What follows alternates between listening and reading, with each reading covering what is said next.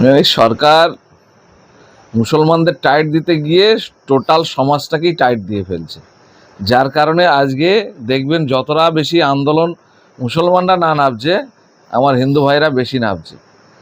সরকারের এটা বোঝা উচিত ছিল যে গরু কারা পালন করে, গরুর থেকে কারা উপকৃত হয়, সমাজের কোন অংশের কতটা অংশ, শুধু কোন অংশ নয় কতটা অংশ প্রভাবিত হবে, এইটা ওনাদের বোঝা উচিত ছিল। ওনারা ভেবেছিলেন যে এই ধর্মপ্রাণ মুসলমান, এদের গরু কুরবানি না দিতে পারলে এরা আঘাত পাবে, ব্যথা পাবে, যন্ত্রণা পাবে। এই যন্ত্রণা দিতে গিয়ে ওরা উল্টো রিভার্স হয়ে গেল। যার কারণে আমি বলবো শুভেন্দুবাবু বলি আর শুভেন্দুবাবুকে যারা পরিচালনা করছেন সেই দল বলি, তাদের বোঝা উচিত ছিল এই সমাজের যে একটা বড় অংশের মানুষের মধ্যে এর একটা অর্থনৈতিক ইফেক্ট হবে, এটা ওদের বোঝা উচিত ছিল। আজকে যারা গরু পালন করে, যারা গরুর থেকে বিভিন্ন রকমভাবে উপার্জন করে, তারা আজকে রাস্তায় বসে কান্নাকাটি করছে। কেউ বলছে আত্মহত্যা করব, কেউ বলছে গলায় দড়ি দেবো, কেউ বলছে আমার ছেলের পড়াশোনা বন্ধ হয়ে যাবে, কেউ বলছে আমার সংসার চলবে না, কেউ বলছে আমার লোনের টাকা মেটাতে পারবো না। তাহলে এই যে একটা সার্বিক একটা চেন সিস্টেম আছে, এই গরু পালন, গরু ব্যবসা এবং এই ঈদ, এর মধ্যে একটা গভীর যোগসূত্র আছে। এবং মুসলমানরা যে গরু এই কোরবানি দেয়, এতে করে মানে টোটাল সমাজ উপকৃত হয় এবং একটা বড় অংশের যারা গরু পালনকারী, তারা এখান থেকে হাজার হাজার লক্ষ লক্ষ টাকা তারা পায়, তাদের ব্যবসা বাণিজ্য ভালোভাবে চলে এবং তাদের সংসার চলে এবং তারা অর্থনৈতিকভাবে স্বাবলম্বী হয়। সেইটাকে হিসাব মতো এই সরকার ক্ষতি করে দিল। আইনটা অনেক আগে তৈরি হয়েছে, কিন্তু কোনো রাজনৈতিক দল বা কোনো সরকার এই আইনকে এত কঠোরভাবে বলবৎ করেনি। যার কারণে এই ঘটনা ঘটছে, এটা অনভিপ্রেত এবং এটা কোনোভাবেই আমি বলবো না আইনটাকে মানা উচিত, কিন্তু আইনটির শিথিলতারও প্রয়োজন আছে মানুষের স্বার্থে। রাজনীতি তো মানুষকে বাদ দিয়ে নয়, মানুষের জন্য রাজনীতি, রাজনীতির জন্য মানুষ নয়। এটা ভাবা উচিত যারা সরকার চালাচ্ছে, এইটুকুনই বলবো। না, সরকার তো সাধারণ মানুষের ভোটে সরকার নির্বাচিত হয়েছে, মানে সাধারণ মানুষ যখন বিপদে পড়ছে বা সমস্যায় পড়ছে, তাহলে অন্তত এই বছরের জন্য সে পশুপালনকারী, সে হিন্দু না মুসলমান, আমি সে প্রশ্ন যাচ্ছি না।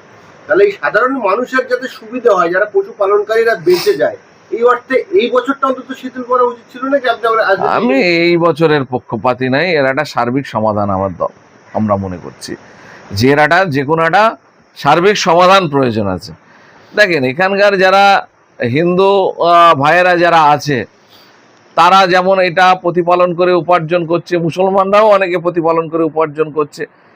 আর আমার যারা মুসলমান ধর্ম অবলম্বী যারা আছেন, আমি তাদের কাছে বলবো আপনারা উত্তেজিত হবেন না, এটা নিয়ে আপনারা বেশি লাফালাফিতেও যাবেন না। কারণ কোথাও লেখা নেই যে গরু কুরবানি না দিলে সে মুসলমান থাকতে পারবে না।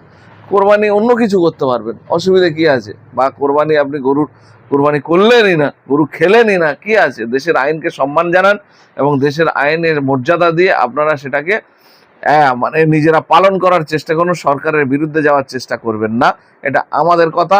এবং সরকার যদি এর ভালো খারাপ দিক বিবেচনা করে পুনরায় কোনো নীতি নির্ধারণের জায়গায় আসে, তখন আবার ভাবা যাবে। সরকারের বিরোধিতা করা, আইনের বিরোধিতা করা মানে হচ্ছে দেশের বিরোধিতা করা, এবং আমরা চাই না কেউ দেশের আইন, রাজ্যের আইন লঙ্ঘন করুক। এই যে সার্বিক পরিস্থিতি হয়েছে, বিভিন্ন জায়গায় আন্দোলন হচ্ছে, প্রতিবাদ হচ্ছে, লিখিত ডেপুটেশন হচ্ছে, এর ভিত্তিতে সরকার যদি বিবেচনা করে যে একটা বৃহৎ অংশের মানুষ এফেক্টেড হচ্ছে, ক্ষতিগ্রস্ত হচ্ছে, তাহলে সরকার নিশ্চয়ই বিবেচনা করবে, বিবেচনা করা উচিত আমি মনে করি। এই আইনটা 1950 সালে তৈরি হয়েছে এবং কলকাতা হাইকোর্টে 2018 সালে, অর্থাৎ মমতা ব্যানার্জির মুখ্যমন্ত্রী থাকাকালীন এই আইনটা কলকাতা হাইকোর্টে ওঠে এবং কলকাতা হাইকোর্টে এই আইনটা যাতে লাগু হয় বা এই আইনটা যাতে আমল করা হয়, এর জন্য মমতা ব্যানার্জি অনেকটা সাহায্য করেছে। কি বলবেন? দেখেন, উনি তো এই পর্যন্ত জনবিরোধী অনেক নীতি সমর্থন করেছেন এবং রূপায়িত করার জন্য চেষ্টা করেছেন।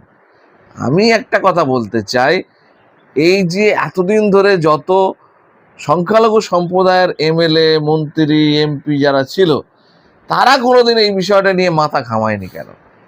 আমি এটাই বুঝতে পারছি না যে সব কিছুই কি শুধু রাজনীতি করার জন্য, নিজের কোনো চিন্তা ভাবনা, সমাজ সম্পর্কে কোনো আলাদা কোনো থাকবে না, নিজের কম সম্পর্কে চিন্তা ভাবনা থাকবে না।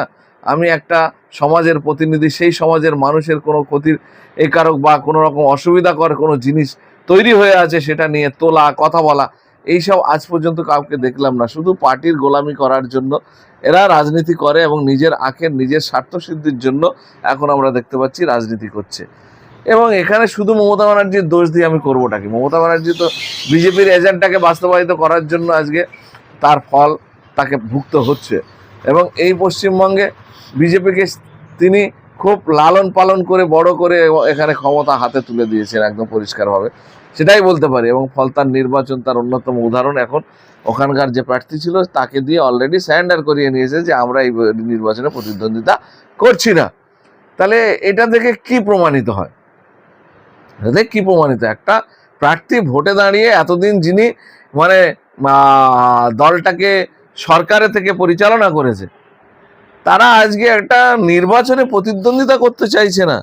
তাহলে এরা কি কি স্বার্থে রাজনীতির ময়দানে আছে, কি জন্য রাজনীতির ময়দানে আছে, আমি তো সেটা বুঝতে পারছি না। দেখেন, মমতা ব্যানার্জি সবসময় মুখ আর মুখোশ দুটো নিয়ে চলেছে।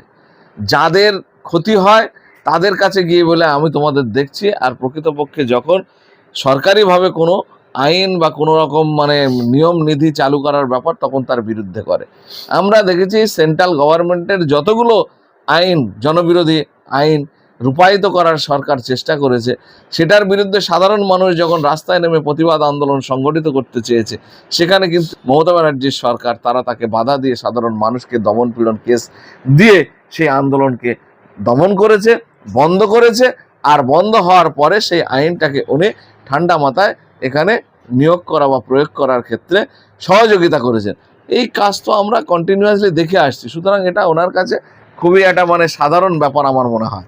আমাদের কাছে একটা আশ্চর্য মনে হচ্ছে যে উনি এটাকে লাগু করার জন্য চেষ্টা করেছিল একটা টাইমে, বা এটাকে বাস্তবায়িত করার জন্য চেষ্টা করেছিল। কিন্তু এটা এখন উনি হয়তো কি বলছেন না বলছেন এখনও তো আমরা কোনো বিবৃতি পাচ্ছি না।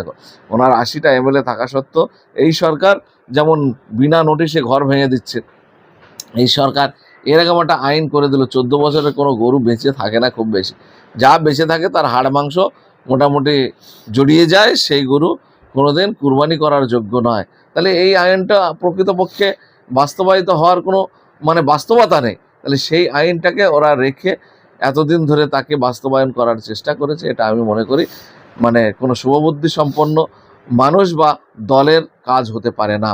এই যে গরু পালনকারী বা যারা চরম সমস্যার মুখে পড়েছে, সমস্যার মুখে এই গরুটা তো খাওয়াবে কি করে আপনি বলেন না? এবার যে সংবাদ মাধ্যম আছে, সেই সংবাদ মাধ্যমগুলো এই যারা অসহায় গরু ব্যবসায়ীদের দুঃখের কথা তারা দেখাচ্ছে না। সরকারি প্রতিবন্ধকতা আছে, দেখালে সরকারের বিরুদ্ধে ক্ষোভ বেড়ে যাচ্ছে, রাগ বেড়ে যাচ্ছে, যে সরকার মানে এসে মানুষকে বাঁচানো বাদ দিয়ে মানুষকে বিপদের মুখে ফেলে দিচ্ছে। এটা প্রমাণিত হবে, সেই কারণে এই মিডিয়াগুলোকে দেখাতে দিচ্ছে না। তাহলে সেই মিডিয়াগুলোকে গণতন্ত্রের চতুর্থ স্তম্ভ বলা যায় কি? দেখেন, এই মুহূর্তে যা চলছে এই মিডিয়া কেউই আমি বলবো না কেউ একটা বড় অংশ বলতে 90% এই রাজনীতির দ্বারা প্রভাবিত হচ্ছে, যেটা কোনো মতেই কাম্য নয়। সত্য উপস্থাপন করা মানুষের সামনে, সমাজের সামনে, এটা মিডিয়ার কাজ। সেই কাজ তারা ভুলে গিয়ে বিভিন্নভাবে তারা মানে প্ররোচিত হচ্ছে, প্রভাবিত হয়ে তারা সংবাদ পরিবেশন করছে। এটা আগামী দিনে বন্ধ হোক, আমরা এই দাবি রাখছি।